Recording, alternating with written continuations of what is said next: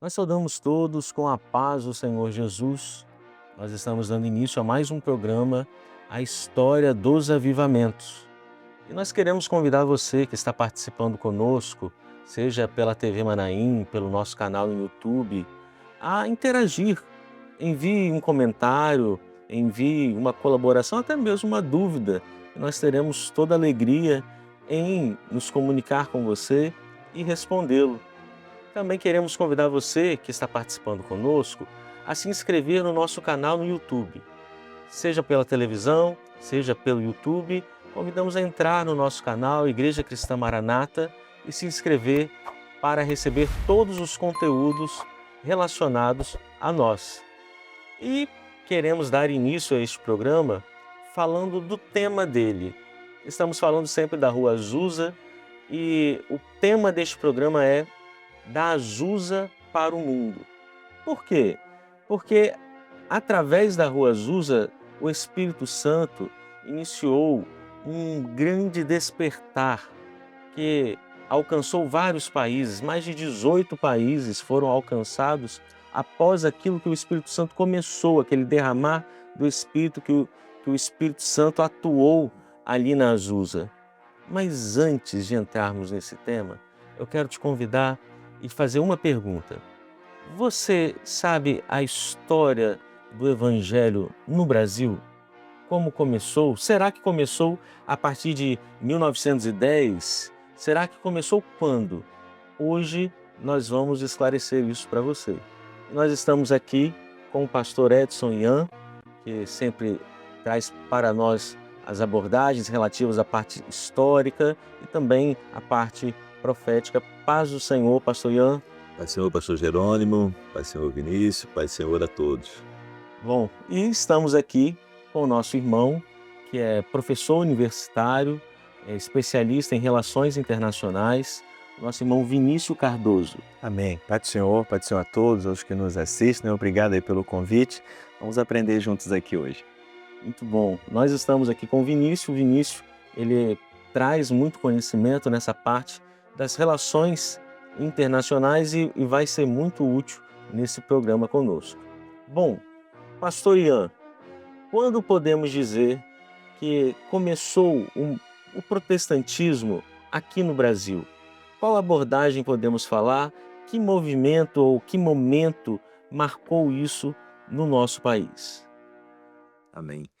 Bom, quando nós falamos de Evangelho, e falamos do nosso tema aqui, nosso programa é Avivamentos, né? Então teve a Reforma, e nós vemos que a Reforma, ela trouxe mundialmente o Evangelho de uma outra forma, né? Porque havia um Evangelho tradicional, ali, romano, e agora vem esse Evangelho dos protestantes, da Reforma.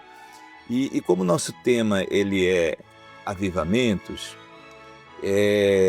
teve dois avivamentos importantes no Brasil envolvendo os reformadores, né? Nós vamos falar aqui, por isso o professor Vinícius está aqui, vai falar mais sobre isso, vai contar essa história. Mas nós tivemos uma invasão francesa e depois uma invasão holandesa que trouxe para o Brasil essa ideia, né, dos reformistas. E nós vamos ver, né, vou contar já o fim da história, nenhum dos dois teve um procedimento, não acabou bem, né, mas poderia ter mudado a nossa história, né? Poderia ter mudado a nossa história. Uma foi no Rio de Janeiro, né, na Baía da Guanabara, e outra foi lá em Pernambuco, e levou uma parte da costa nordestina, mas dois movimentos muito importantes e que deixaram a história.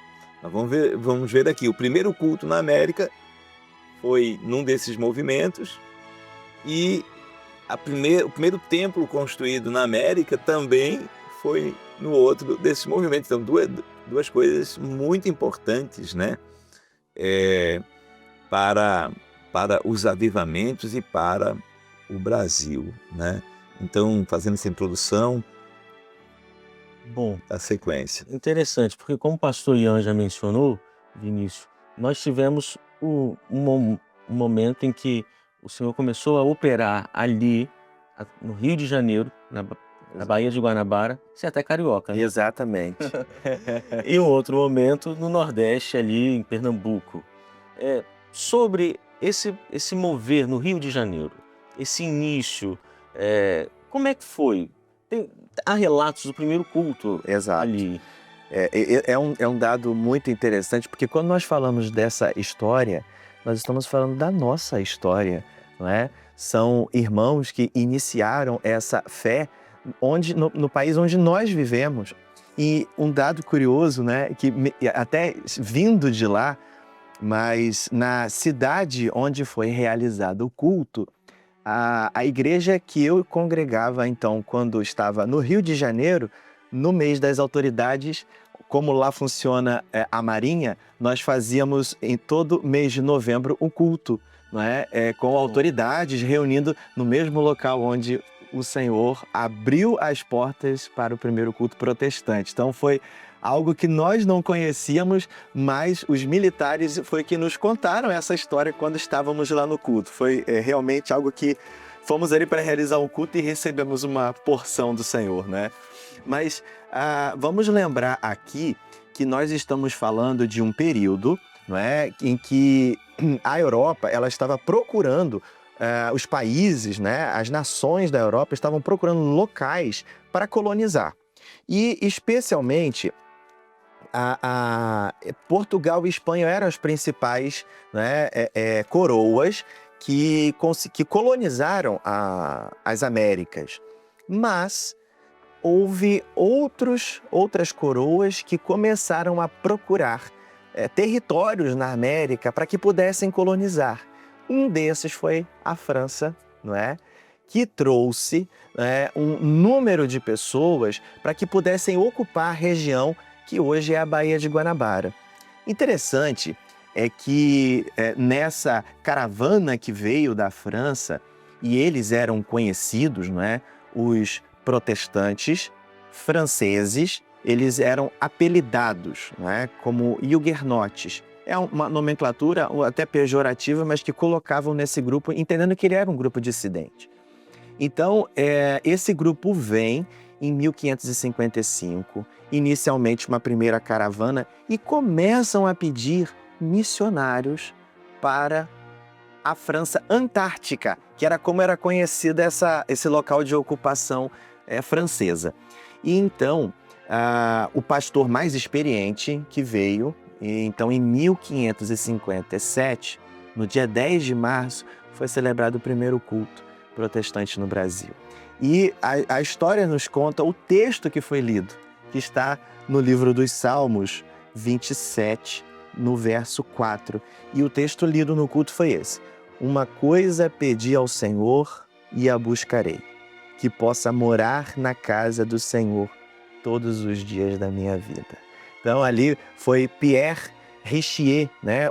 Era o pastor mais experiente da ocasião, inclusive ele vai permanecer no Brasil por alguns anos a mais.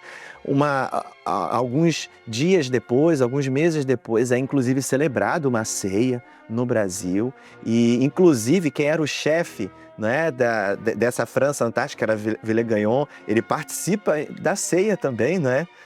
Então esse é um momento em que a França estava procurando locais para poder colonizar, mas nós vimos que nisso houve uma porta aberta, né? Como falamos de avivamento, sempre falamos de portas de salvação. Então o evangelho começou a ser pregado no Brasil, inclusive talvez num ambiente até não tão simples assim, porque uma evangelização começava a ser feita até com nativos. Então, falar do nome do Senhor para nativos, né, que eram pagãos, povos que estavam acostumados a cultuar, não é, símbolos da natureza, mas uma operação do Senhor começa nessa época. E é interessante porque hoje, quando nós falamos de evangelização, quando nós falamos de espalhar a mensagem de Cristo, nós lembramos de diversas denominações, de diversos grupos religiosos, mas naquele tempo não era assim. Então você imagina, estavam chegando os protestantes, num local que tinha parte dos indígenas e a outra parte era dominada por uma religião única, podemos dizer assim, que dominava o Brasil naquele tempo, né? E pastor Edson, o que a gente pode dizer a respeito disso? A chegada do protestantismo num lugar onde imperava uma única religião. Olha só, eu vou responder a tua pergunta, porque o professor Vinícius ainda vai contar isso, né? Houve uma revolta ali dos franceses, que houve até morte, houve mártires, né? Desses huguenotes, Os primeiros mártires. foram martirizados. Então temos aqui o primeiro culto e os primeiros mártires reformadores, né? No Brasil. Mas um dos que sobreviveram, o Jean Delery, que voltou, ele escreveu, ele tem uma publicação dele de 1578, com o nome História de uma Viagem Feita à Terra do Brasil. Olha que relatos interessantes, para nós entendermos essa tua pergunta. Olha uma das coisas que ele fala. Depois de quase 4 meses no mar, demos graças a Deus por avistarmos, enfim, a costa do Brasil, coberta de uma vegetação tão verde e viçosa como jamais vimos na Europa. Então, isso era um huguenote, né, um servo do Senhor, chegando no Brasil depois de 4 meses de viagem. Então, aqui a gente estava vendo uma coisa na micro-história, né? 4 meses de viagem, já não aguentava mais, já viu um verde que ele não tinha visto na Europa ainda. Depois tem uma outra coisa que ele fala aqui, olha só o que ele fala, daquilo que já foi citado aqui, dos indígenas. No livro dele ele diz isso, fiquei espantado com a doçura e generosidade dos selvagens. Partilhavam tudo o que tinham e jamais negavam hospitalidade. São em muitas coisas mais humanos do que os europeus. Então, aqui uma outra coisa da microhistória, né? A gente saber como eram os indígenas em 1555. Né? Os tupinambás, eles eram gentis, hospitaleiros, nunca negaram hospitalidade. Então, eles se sentiram muito bem. E por isso que o culto, mais tarde, eles chegaram a fazer culto, usaram algumas palavras, porque eles evangelizaram os tupinambás. E usavam ali algumas expressões no culto em tupinambás, ele vem em outros cultos, né? Um outro registro dele, aí vem essa parte que o professor Vinícius falou. O relacionamento começou a ter problemas, um conflito religioso, né? Vieram os huguenotes, reformistas, havia uma igreja romana aqui oficial ainda, com aqueles resquícios de que só eu que sou igreja, e aí começou a haver conflitos, e ele relata assim, não tardou para que o senhor Villegagnon se voltasse contra nós, acusou-nos de hereges e perturbadores, ainda que fôssemos pacíficos. A doutrina que levamos, que outrora dizia aprovar, passou a chamar de veneno. Villegagnon, o Nicolas Villegagnon, ele era católico, né? Ele era católico romano, mas ele aceitava muito bem, havia em harmonia, só que aqui, por causa de uma coisa política também, né, para não desagradar os portugueses e a igreja oficial que era no Brasil naquela época, então ele se voltou contra os huguenotes, que o total que vieram, né, foram 14, e nós vamos ver aqui que essa história não acaba bem, mas eu vou deixar para o professor Vinícius contar essa história. É interessante, Vinícius, porque quando nós falamos os huguenotes, eles eram ligados a Genebra, né? Exato. Eles eram ligados a Calvino. Então, eles iam trazendo ali todo o protestantismo, mas como o pastor Edson mencionou, nesse determinado ponto começa a ter um conflito, né? Então, é protestantismo ou vai ser aquilo que o romanismo está trazendo, a igreja romana está trazendo? Então, traz para a gente esse aspecto, por favor. Na verdade, a Europa já tinha vivido conflitos nisso, né? Inclusive, o que foi declarado num momento político chamado Paz de Augsburgo é que quem era o súdito, quem era abaixo da coroa, deveria seguir a religião do nobre. Então, não existia tanto esse aspecto de uma liberdade religiosa, né, como nós conhecemos hoje. Então, esses conflitos foram constantes entre os romanos e os protestantes, e isso foi, de certa forma, absorvido por aqueles que estavam aqui no Brasil também. Então, por exemplo, o próprio Villegagnon, ele teve uma associação em algum momento com o protestantismo, e a história vai contar que depois ele retorna para o romanismo. Então, por essas, até recebendo até mesmo alguns bens, alguns financiamentos do seu empreendimento aqui no Brasil, ele escolheu então ficar mais para o lado do romanismo. Então, por isso, ele vai ordenar o martírio de 4 desses homens, desses missionários. O único que escapou foi o citado pelo pastor Ian. Por quê? Porque ele era alfaiate e ele era o único alfaiate no local. Então, para que ele pudesse conseguir fazer roupas, ele foi poupado do martírio. Mas nós temos os 3 primeiros mártires protestantes no Brasil na mesma época. Então vemos o primeiro culto, a primeira ceia e os primeiros mártires, né? Então isso para a gente é uma marca muito forte, uma herança histórica que a gente pode relembrar aqui. Muito interessante. A palavra de Deus diz, pastor Ian, que melhor é o fim das coisas do que o começo delas. Começar bem é bom, mas terminar bem é o melhor.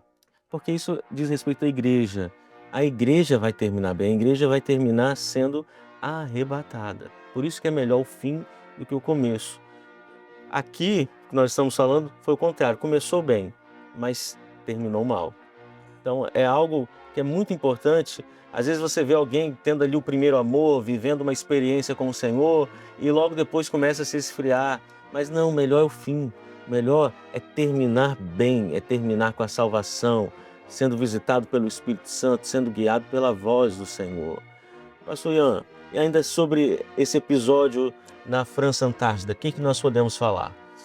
Olha, quem pode falar que esses servos não envergonharam o Evangelho? Foram mártires e recentemente a gente leu lá em Apocalipse, naquela visão do apóstolo João, que ele vê o Senhor honrando os mártires, né? Diz assim, eles não terão mais fome, não terão mais sede, eu enxugarei as suas lágrimas. Então, esses servos, não terminou mal para ele a história, porque foram mártires e serão honrados pelo Senhor, provavelmente estão na lista ali daqueles que o Senhor honrará como mártires, servos do Senhor, que não negaram o Evangelho mesmo em perseguição. Nós vemos aqui que nenhum deles negou, né? Aqui o Léry, ele foi poupado porque ele era alfaiate, mas senão ele não negaria também, né? Então nós vemos aqui servos do Senhor, a fé desses homens que não negavam o Senhor. E tem um detalhe, né? Tem relatos que o Villegagnon mandou eles ficar quietos, mandou eles ficarem quietos, e justamente porque eles não ficaram inquietos, porque eles passaram a ter um amor pelos tupinambás, né? Esse povo gentil, hospitaleiro. Então eles queriam evangelizar e eles não pararam. E aí isso começou a ter conflito, Villegagnon, porque se nós formos ver esse projeto França Antártica, era um projeto de particulares, não era um projeto oficial. Naquele tempo era comum um grupo de particulares, vamos lá conquistar, né? Tinha ali os seus motivos. Então era um projeto particular que Nicolas Villegagnon abraçou essa causa. Eles vieram com 3 caravelas, né? Se aportaram ali, e aí quando ele veio, já estavam ali por volta de 20 anos. Já tinham consolidado ali um local, a França Antártica. E aí começou a ter conflito, vão perder tudo. E assim, entre perder tudo, vamos matar os protestantes aqui para agradar, né, ali as lideranças políticas, religiosas que estavam exigindo isso. Então aconteceu uma triste história aqui para nossa terra. Quem perdeu fomos nós, né? Mas os huguenotes aqui deixaram exemplos de fé, de servos do Senhor que não negaram a fé. Glória a Jesus. Agora indo para a região Nordeste, Isso. indo para Pernambuco, nós temos ali um outro episódio com um outro homem que foi levantado, foi usado por Deus, foi Maurício de Nassau, Sim. né? Então, podemos aqui iniciar como, falando sobre esse episódio? Eu creio, pastor Jerônimo, que pelo avançar do tempo, vamos deixar isso para o próximo capítulo. Podemos. No início deixasse uma interrogação ali. Vamos deixar essa interrogaçãozinha. Então tá bom. Tá bom? Fechado. Olha, companheiros, agradecemos a participação. Vinícius, muito obrigado. E você que nos acompanha, nós queremos convidar a participar do próximo programa, o próximo episódio. Nós vamos falar sobre o que aconteceu no Nordeste, ali em Pernambuco, através dos holandeses. E esperamos que seja uma bênção para a sua vida, o conhecimento, mas mais do que isso, a porção do Espírito Santo. Que Deus nos abençoe e a todos a paz do Senhor Jesus.